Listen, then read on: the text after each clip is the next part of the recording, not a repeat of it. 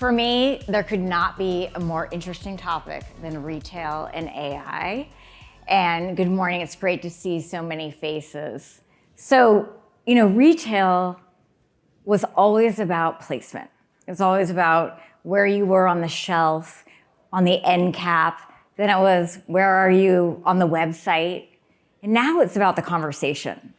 It's about a person asking an AI agent, I'm looking for this brand or this retailer.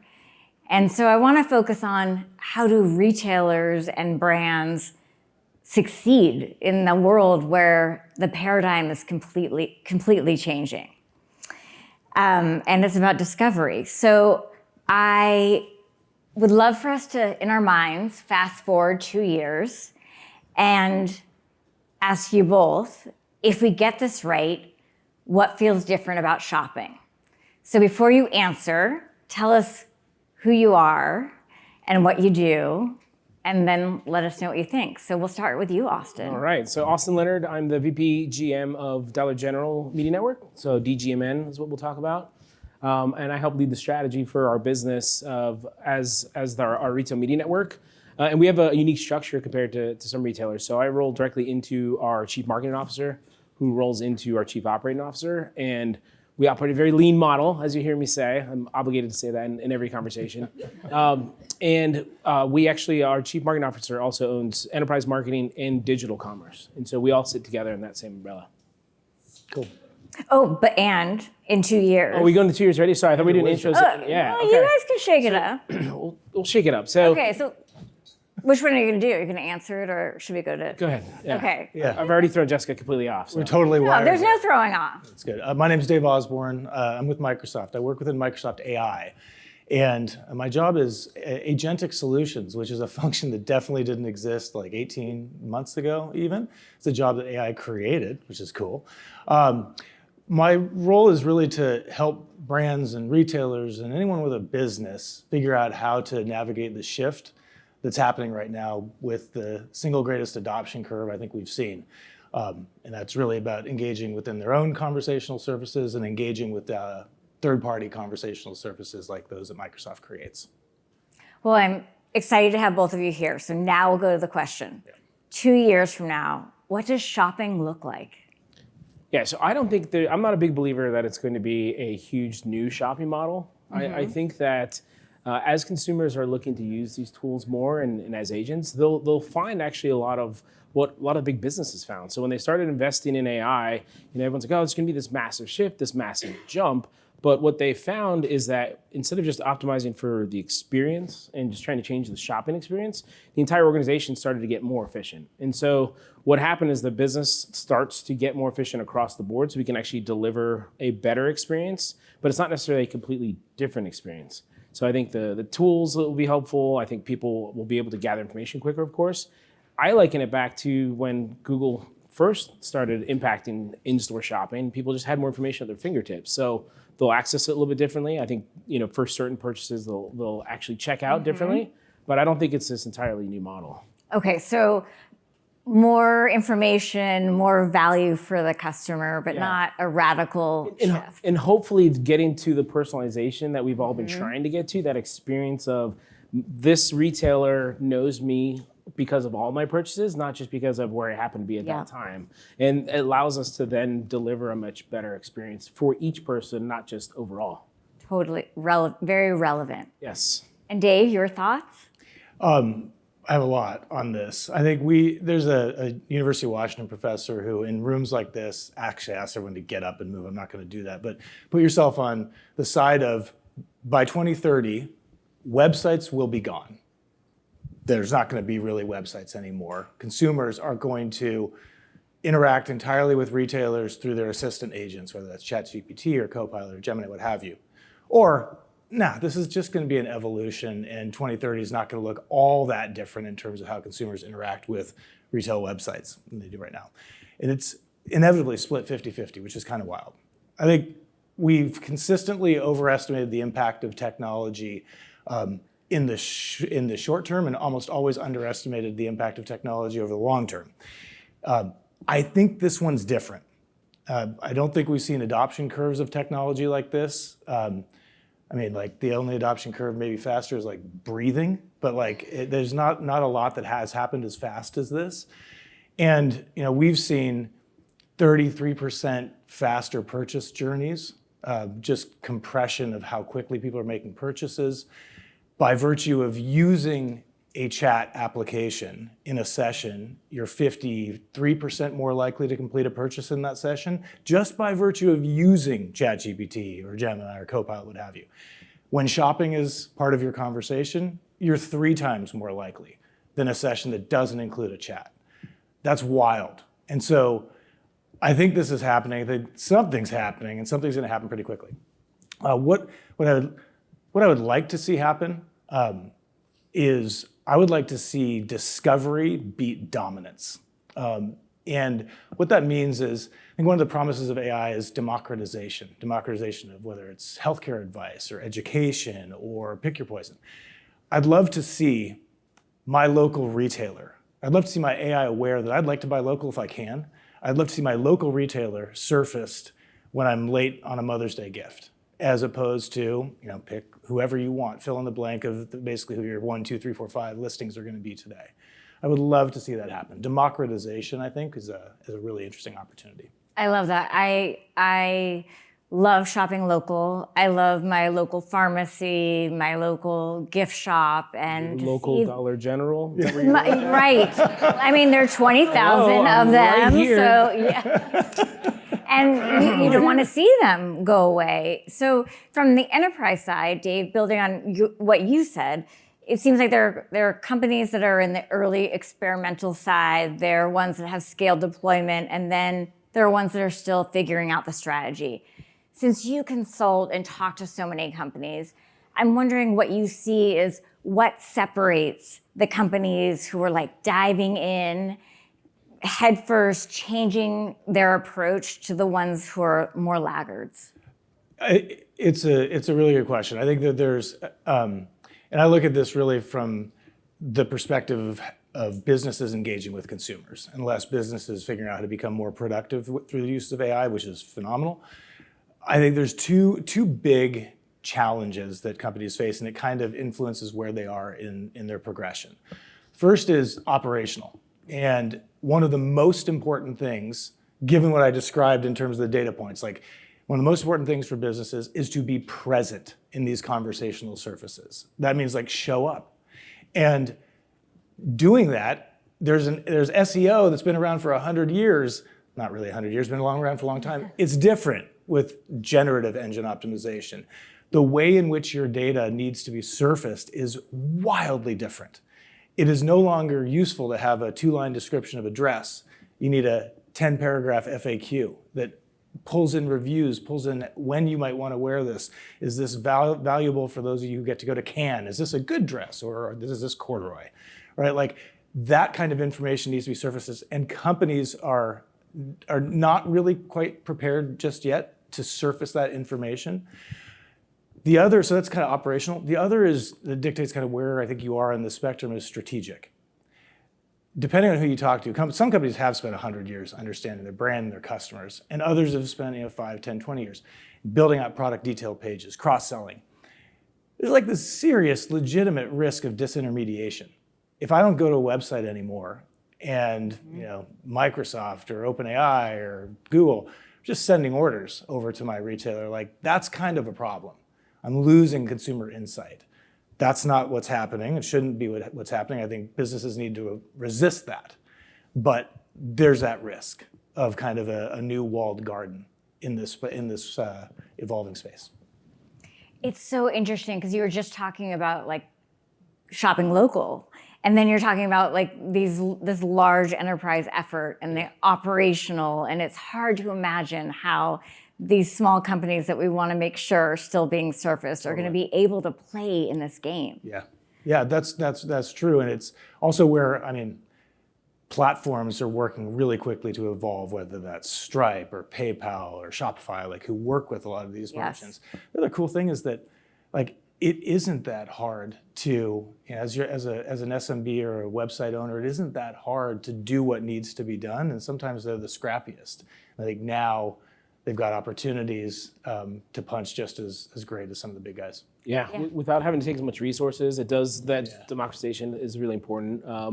But I think that also those tools allow the customer to get access to data that maybe they didn't know, so that discoverability. Yes. And when you think about, as we're getting ready for those types of situations, building the data foundation, right? Absolutely. Right, like you have to have the right partners. Yep. You have to be part of the right network. I mean, that's what we're all here talking about. And that democratization of that technology and those abilities. So Austin, that also ties to what I wanted to ask you. So you have e-commerce, you have an app, digital couponing is really important. You've got lots of signals. Yeah. How do you manage all those signals in the digital world and then translate that to your 20,000 stores? One thing that I've always loved about the Dollar General store is that that Dollar General really customizes what you sell in the store for the local community. So how do you manage all those digital signals to make sure both the digital experience is great and the physical experience is great? And does AI help with that? Yeah, so I think that a couple things are important. So first and foremost, we have a lot of data. We are, for those that don't know us, we have over 20,000 stores. We're going to open another 450 stores this year. And across America, we have basically a reach within 5 miles of about 75% of Americans. We sell all of the same products that they can get at their favorite big box store, but we can do it a lot faster. And our main value prop is around discounts and affordability, as well as the convenience that comes with that. And so as we're thinking about all of those data points, is we're trying to understand, obviously, how do we pull those together to understand what our customers want? Yep. How do we make sure that our stores are continuing to be updated with the right product from a logistics standpoint? So when you think about the operational chops, as you'd call them, that it takes to really build this big of a chain and be able to actually logistically fill all those stores. And also keep in mind, many of our stores are in markets that are rural. And so we are in a different place from a logistics standpoint. So all of that can be powered by a strong data foundation. And we're super bullish on what AI can do to help us actually make better decisions for our customers and make the store experiences better as well. So we're tying all those together to kind of bring it back to your question and building profiles so that we can understand exactly what's going on from a store level and from a consumer level. So having that strong identity, having that strong data layer, more data, first, second, third party data is going to help with that personalization. It's going to help with that acceleration of AI for the benefit of the customer experience. And not to take it too far, but I think that the better customer experience leads to better outcomes for the retailer. Yes, that's the hope. So makes our customers lots happy. of things They have keep to come coming together. back. Yes, right. absolutely. Right. We want these retailers to know us so we can have better experiences. Yes. Okay. So, Dave, we talked about this in person. It's an area that I'm really fascinated and think about a lot, but I've heard you speak on a different panel, about the brand renaissance. And to me, it's interesting, but it's also a little counterintuitive. We talk about democratization, and in a world where AI is disintermediating and everything, what does the brand renaissance mean in your mind? Yeah, totally. I think when people think, some of the early conversations about the impact of AI on how consumers relate to businesses was so much around, I need to be discovered, and how do I get discovered, and how do I optimize, and this very DR kind of mentality that makes a lot of sense. And that's one of the really critical forks for anyone who wants to participate in the new kind of consumer journey, is that you do need to be discovered. And that involves you organizing your data, that involves you, optimizing your feeds, that involves you doing a whole bunch of really important critical operational work, and then AI enabling those data sets and that product information. And the reason you need to do that is so when I say, I'm going for a hike, I need new hiking boots. I don't know who I'm asking for. I just need some good guidance on what the options are. And my AI will reason over everything that is fed into it to provide me with some good guidance, if I want to shop local as an example. But that's like half the picture. The way to shortcut that, and I shouldn't have used hiking boots because like I don't literally know a brand, but let's pretend I'm shopping for a car. If I say, I'm in the market for a new car, I want to start with X. I like Cadillac. I don't know if I like Cadillac, but that's coming to mind. They're doing something right. That is unaided recall. How long has it been since we've talked about that and how important that actually is? Because if I tell my AI, I'm in the market for a car, I want to start with Cadillac. And that's important to me. I like what they have to say. Forget about everything else the AI was going to show me. We're going to start there. And so what that doesn't mean is that like we're blanketing the linear television airways again with brand advertising. That's important as it's ever been. But it just means that brands need to optimize for consumers who recall what their message is, who understand when they're appropriate, what moments they want to be a part of. Super Bowl ads where you're like, I don't really remember who that was. That's not good, right? Like that's really not good. You want to be able to surface that brand. And so I think it's important for sellers, it's important for brand advertisers, it's important for anyone to optimize for the technical and operational flows, but also remember that you're still talking to a human at the end of the day, and that human can cut through anything that the AI is going to otherwise steer them towards. I think it goes to the forever long debate around demand gen versus brand, and how you have to make sure that you're building the business now, but you're also building the business for the long term. And we were just talking about how Shannon on Vihan's panel on the main stage was talking about how only 16, 17 million people will be in the market for a new car in 1 year. And so they have to hit those 16 to 17 million people. And maybe the people who are going to buy the next year and the next year. But if people don't know what GM cars stand for and they're not aware of the value of a GM car or what the new models are, right, then when they start to go to get the research or when they're targeted, it won't be top of mind. Right. So it's having those things work together. Yeah. And for all of us marketers, it's making sure we're convincing our CEOs and CFOs that they need to work together. Yeah, it's a both and. It's absolutely a both and. It's not a one or the other by any stretch. If I have a really weak generative engine optimization, if I haven't done anything to prepare my data for a zero UI world, right, but I've got a good brand, that's not great. Because the next thing that's going to need to happen once I prompt the AI is the AI is going to need to actually pull all of what's available together. Yeah. Okay, so Austin, for you, you're a Dollar General's about value and convenience. And so how do you think about short-term demand and long-term brand building and that association with those attributes? Maybe there are other attributes that you want Dollar General to be associated with. I know the being able to solve the local needs or meet the local needs is really important. How do you make sure that AI doesn't interfere with that? Yeah, so because AI is going to be an enabler of that, I think it actually reinforces what we want to do really well. So keeping in mind that, again, our job is to put great products in stores, we'll price them right, and then promote the heck out of the stores and those products so that our customers come back. We got to make a great shopping experience. And as long as we continue to focus our mission on how do we use technology or our physical footprints to continue to do that, that helps build our brand. Now, the interesting part around the data piece of it is obviously we've been on a journey because most people didn't, they're like, why is Dollar General on the AI panel? It's probably what some of you may have thought. But we've got a really highly digitally engaged customer and they're really smart. So they're using tools every single day to help try and save money, to help solve a need.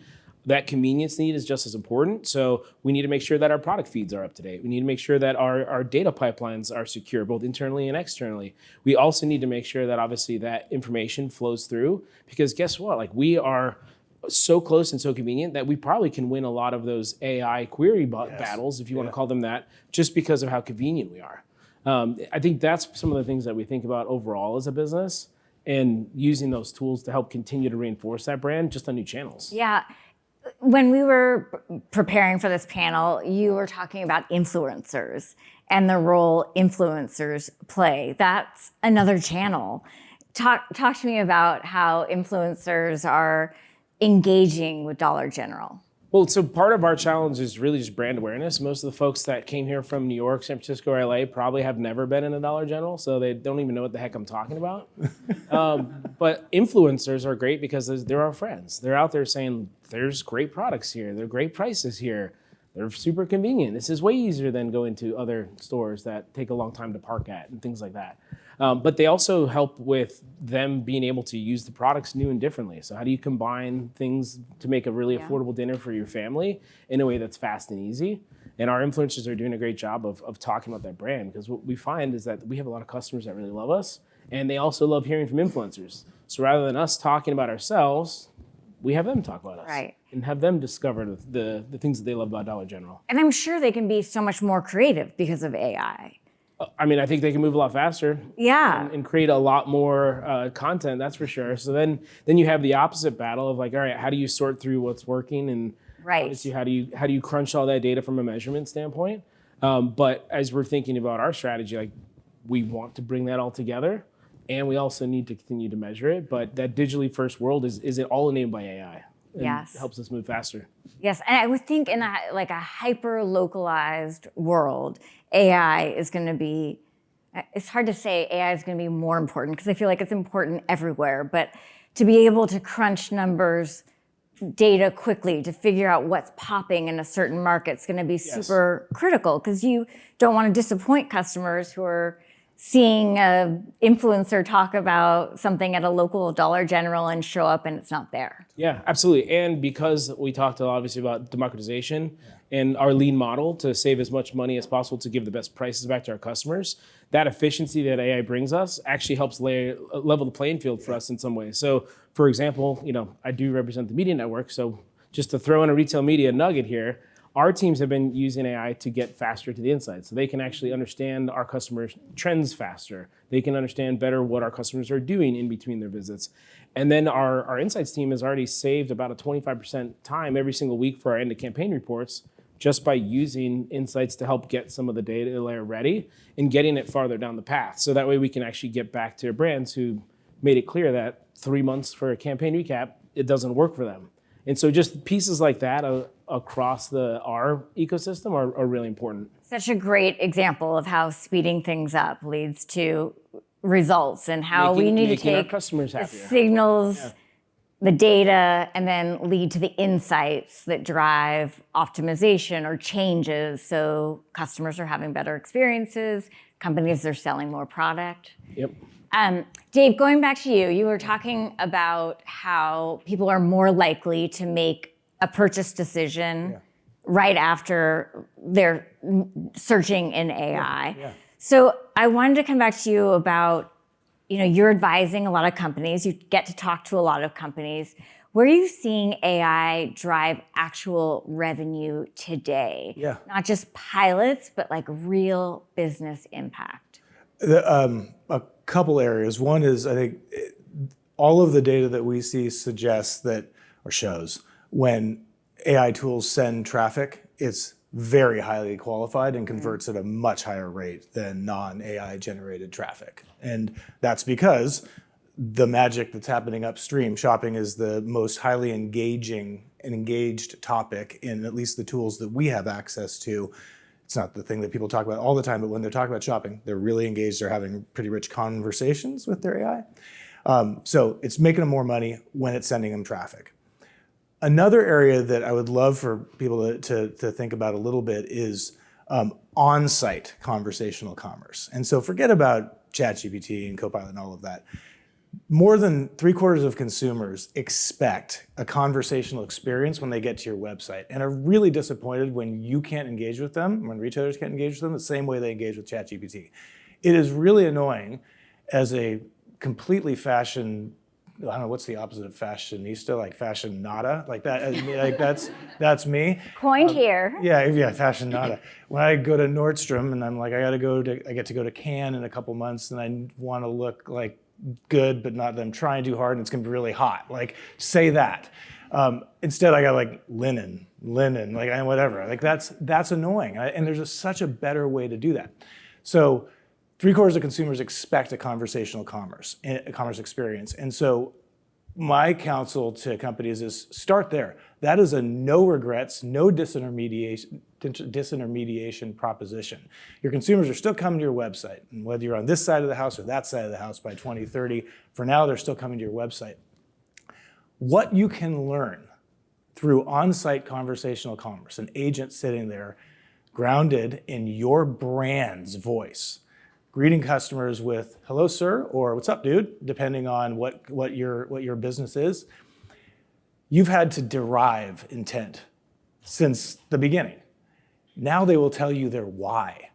And just think about how powerful that is when you think about lookalike modeling, when you think about one of the sessions that your team did earlier about joining consumers across disparate data sets, knowing that this consumer is planning a birthday for his 80-year-old father, close to a Dollar General, is really important information to trigger something maybe next year around that same time. So it's just incredibly powerful information, and where I tend to encourage customers to, that's a no regrets investment. No regrets investment. Organize your data, put something on your website, because what you can learn and what you can do with that information, I think, is something unlike we've seen ever.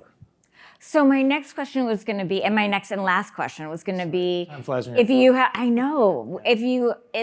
were going to give advice to a company about what to do in the next 12 months, it's not, what should you do? It sounds like conversational. It's that, and I'm sorry if I like. No, you read my mind. Yeah, okay. I mean, I think that's it. It is, companies that I'm talking with have pilot fatigue, and I really feel for anyone who's approached by every company working in the AI space. Try this, try that.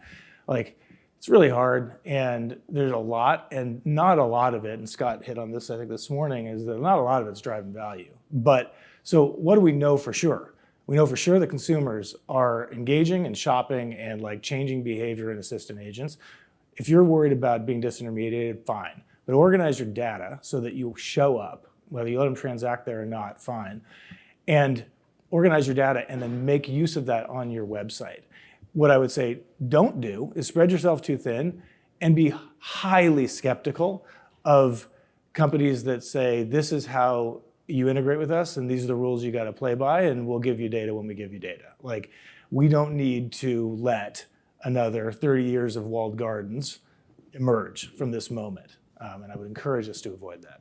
I love that advice. And Austin, from like being in the trenches and doing it, what are your words of advice for getting started? So I do think, to your point around organizing your data foundation, that's the priority. You need to make sure that you understand where your data sits, make sure that you can access it to help get any pilots or scale programs going.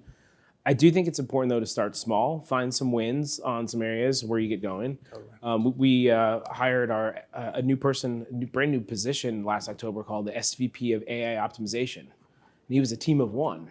Now he has a whole team of data scientists, and he's like, well, where can we get Where can we get going fastest? Well, marketing's a great place to start because it helps us personalize the conversations. So I think you got to find those wins that can start to get some traction, get some believers. Yeah. And yes, to your point of like, don't try and scale everything all at once either.